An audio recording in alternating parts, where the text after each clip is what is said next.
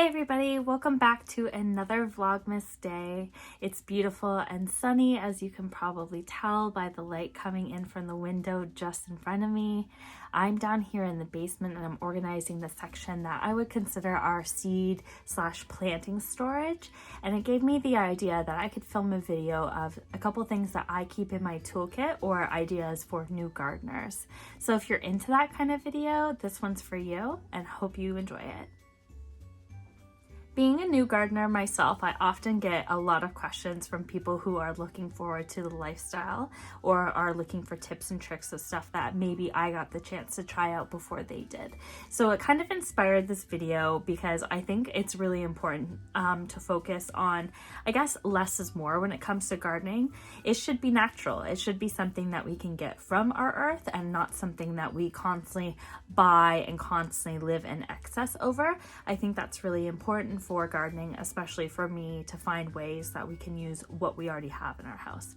Now, that's not to say that we didn't go and purchase some items that you'll see in today's list, but this will give an overview of what you can minimally start with so you can be the best gardener there is. So that brings us to the first category. I would say this first category is the bare bones basics of things that you would need in order to start growing.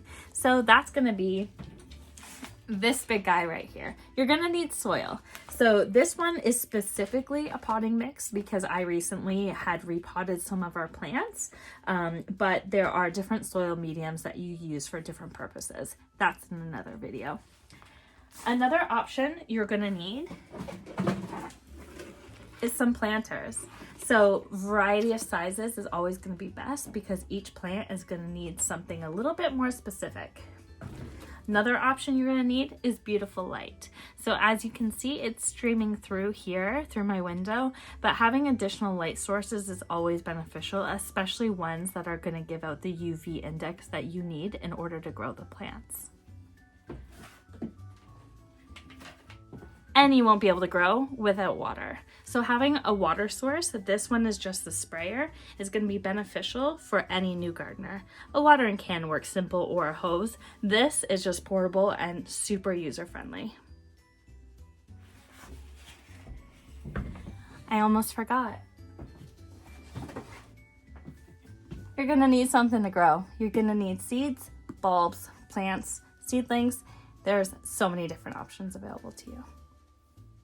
I think a lot of people will overthink their gardening and overthink what they need to start off with, but realistically, those are the basics. You need something to plant, you need something to plant it in, and you need something to feed it, and that includes having your light source as well as your water source. You can get pretty funky and you can get a lot of soil amendments, you can get a lot of additions like special compost, but for the bare bones basics, just need some soil. You can also get some testing kits in order to make sure that soil is optimal, but realistically, if you've never grown, get something in the dirt and you'd be surprised at what can happen. Okay, so now you have your plants. What do you do next? This brings us to our second section. So these would be items that I would say are beneficial to any gardener, but not necessarily something that you do need. So I keep a few of these items right behind me and we can go through them together. In this section, I have all of my supports, my tethers, and that sort of thing. So you can use a variety of things from basic string to cording to some kind of Velcro. We also got the tip of using old tights that maybe have runs or rips in them to help support vining vegetables so they don't overweigh on the plant. So different tips and tricks and a whole lot of options is going to be really, really beneficial. Another option that we have here is some basic tools. So again, not something you need, but gloves are so welcome in the garden, from possibly having allergic reactions to some of the weeds or some of the thistles that you may touch to just being able to keep your hands relatively clean. I think gloves are a great option, and we always make sure that we have tons of them on hand. On hand, did you get that pun? We also love to have hand tools as well as larger tools. Now our larger tools, of course, are outside, but we have shovels, we have rakes, our wheelbarrow. Those are all things that we use on the daily. Also making sure that we have different options to harvest. So these right now are not being used, but these are harvest baskets. They have holes in the side so you could put your vegetables in them and immediately hit them with a water source so all of the soil and soot come out the sides. So that's another beneficial thing that you can have on hand, but you don't necessarily need. That's basically it for that. Let's talk about a couple things that you maybe should have on hand, but you don't need to start out with until you realize what problems are coming to you.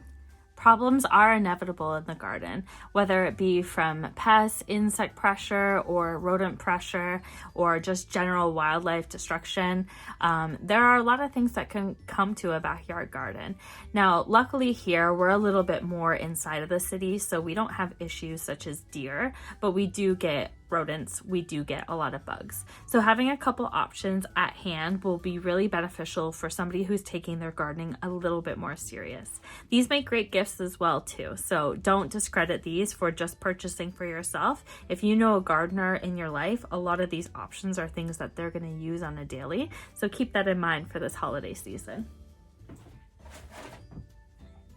This container here holds most of our stuff that is pest, I guess, control. So we have DE, so diatomaceous earth. This is essentially a fossilized shell powder that when creepy crawlies crawl over, it kind of cuts them a little bit, which makes them not survive. Unfortunately, it sounds really cruel, but this is something that is good to have on hand, especially in the earlier springtime. Another option, and this is really great for indoor houseplants, is your neem oil. So you want 100% neem oil, and this is a solution that you mix with water and you use as a spray, and it just helps again with those creepy crawlies because it kind of submerges them and allows them to not live. Another inhumane option for our buggy friends are these sticky traps. And they're exactly how they sound. They are a trap that they stick onto and they do not survive. So as bad as all of those sounds, some pest pressure that you have in the garden is not worth losing a whole crop. So having a couple options to remediate the amount that are there is going to be really important to having a successful harvest. Also too, in this package, we didn't mention before, but they're markers. And now these are markers to mark seedlings, to mark plants. And I promise you, when you think you're gonna remember, you're not. If you think you're gonna take videos and you're gonna have tours and you're gonna remember, you're not. If you're gonna rewatch those just to figure out what you planted, you're probably not. So having markers that you actually write down what you planted is so important. And take this as one of my biggest tips.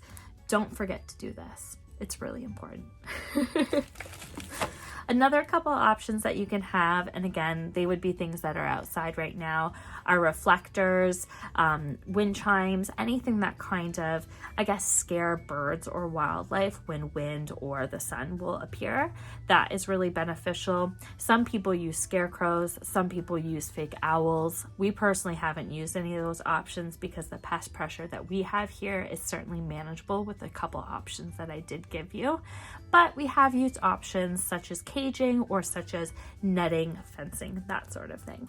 So those are my couple of tips and tricks, things that we have in our toolbox, things that you could potentially buy for garden lovers that you have on your list this holiday season. And hopefully you guys enjoyed this little snippet of my day and what I'm doing down here to organize. I'm going to turn you off because I have a little bit more cleaning to do, and I hope to catch you tomorrow for another video. Bye!